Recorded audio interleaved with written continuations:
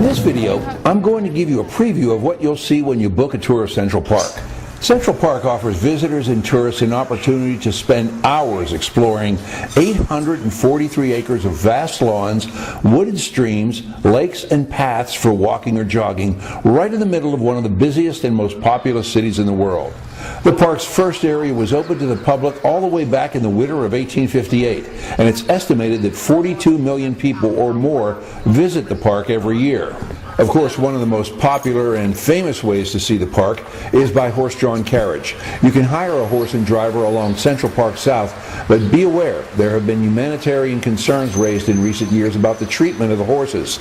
Nonetheless, thousands of visitors still ride the carriages every week, and rides remain a popular tourist attraction. Most people visiting New York stay in midtown or downtown hotels, so they usually approach Central Park from the south. Columbus Circle, at the far southwest corner of the park, is a great place to start.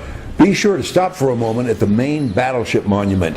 It honors 215 Americans who lost their lives in an explosion on the Battleship Maine in Havana Harbor in 1898. Now, even though there's no proof the explosion was caused by Spain, the incident inflamed passions in the United States leading up to the Spanish-American War. Walk east now along the paths that parallel Central Park South, and you'll pass by a tranquil lake. It's known simply as the Pond, and it's a great place to sit for a few minutes and get away from the noise and crowds of Midtown. At the far western side of the pond, near Fifth Avenue, you'll see a picturesque stone bridge. It's called Gapstow Bridge, and it's often seen in movies and commercials. Its most famous moment came in the film Sweet Charity, when actress Shirley MacLaine was thrown off it and into the waters below. As you walk north, you'll soon come to an area that serves as an amusement park in the summer and a skating rink in the winter.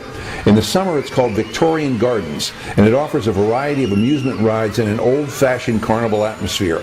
In winter, it becomes an ice rink that can accommodate several hundred skaters and even a hockey game or two at the same time. At all times of the year, you can enjoy a great view of New York's Midtown skyline from this area.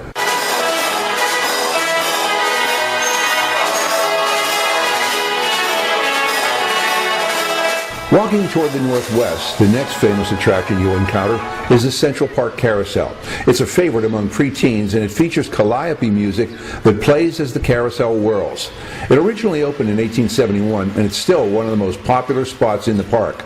About 250,000 people ride this carousel every year, and you'll find it near the 65th Street transverse toward the middle of the park. Keep walking toward the northwest now, and you'll come to an area known as the Central Park Mall. No, it is not a shopping center filled with stores. It's a long, wide walkway beneath a canopy of huge trees. As you stroll through the mall, you'll usually see artists drawing or painting. Lots of them will do a quick sketch of you for a few dollars. As in many other parts of the park, musicians often grab a spot in this area and play for passers-by, hoping for a tip or two. At the north end of the mall, you'll come to one of the most famous and often photographed areas of the park, Bethesda Terrace and the famous Bethesda Fountain. This area is absolutely gorgeous when spring flowers are blooming, and it often serves as a setting for weddings. Hundreds of visitors come here every day. The fountain and the terrace are known as the heart of Central Park, and they serve as home to a variety of park performers. Just northeast of Bethesda Terrace and Fountain, slightly above the 72nd Street transverse and just off Fifth Avenue, you'll find a small body of water known as Conservatory Water. It's another favorite among kids because you can rent a radio-controlled sailboat here and guide it around the calm surface of this concrete enclosed pool. Younger kids also love the huge statue of Lewis Carroll's Alice in Wonderland. There's a statue of children's author Hans Christian Andersen on the other side of the water too. They're among the most popular sculptures in Central Park. If you reverse directions now and walk back past the north end of the lake, follow the path that heads toward the other side of the park, and you'll find one of the most romantic settings in all of New York City. This is the Bow Bridge, famed for its reputation as a locale for weddings and engagements.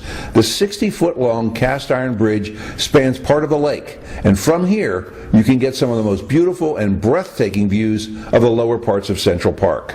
On the far side of the bridge, you have access to one of the most peaceful and quiet spots, not just in the park, but in all of New York City. It's called the Ramble. It's a woodland area with paths that wind through a highly varied landscape. It's like a forest right in the very heart of Manhattan. When you stroll through the Ramble, you'll hear none of the noise from the city, and you're far away from Central Park's traffic transverse drives and busy bridle paths. The Ramble covers about 38 acres, and it features coves, ravines, hills, small ponds, waterfalls, and a number of stone and wooden bridges.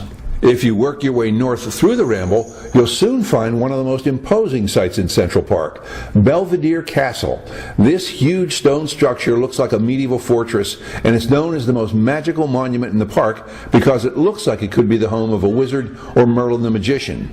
It's neither of those, of course, but it is the home of the National Weather Service's official observation station. New York City's temperature and wind measurements are recorded using instruments located in the top of the tower here. Belvedere Castle is also the second highest geographical location in Central Park, so it offers great views of the northern half of the park. Following your visit to Belvedere Castle, you'll want to start working your way back down toward Midtown if you're staying there, and there's one stop along the way that most people don't want to miss. It's at the edge of the park near 72nd Street and Central Park West, and it's the Imagine Mosaic. The Mosaic commemorates and celebrates the life of John Lennon, one of the pop culture giants of the 20th century, as a member of the Beatles. Lennon was murdered across the street from this spot. He was living in the Dakota apartment building on December 8, 1980, when he was shot and killed by a lone gunman with mental problems. The mosaic that honors him is surrounded by an area known as Strawberry Fields, which of course is the name of a popular Beatles song.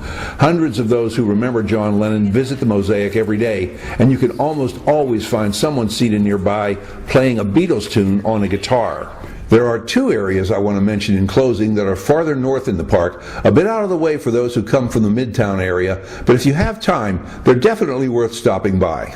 The first is the sprawling 106-acre reservoir named after former First Lady Jacqueline Kennedy Onassis. Before she passed away in 1994, she lived on nearby Fifth Avenue and often jogged around the reservoir's 1.6-mile track. The reservoir is 40 feet deep, and it holds more than 1 billion gallons of water. It's located between 86th and 96th Streets and can be accessed easily from either Fifth Avenue or Central Park West. This area offers great views of the Midtown skyscrapers and iconic apartment buildings nearby. Onassis Reservoir is also the gateway to the northern one-third of the park, which is just as scenic as the southern part, but more quiet and certainly less crowded. And if you're in this area, be sure to walk up Fifth Avenue to 105th Street, especially if you're in the city in late April or early May. That's when hundreds of thousands of flowers are in full bloom in Central Park's most dazzling floral garden. It's known as Conservatory Garden, and its 6 acres of blossoms and plants are eye-popping at any time of the year, but especially in the springtime. The garden itself is divided into 3 distinct areas, each with its own style. This is a perfect spot to relax and read, if time allows, of course, or just to escape for a few moments from the noisy, crowded streets of Manhattan.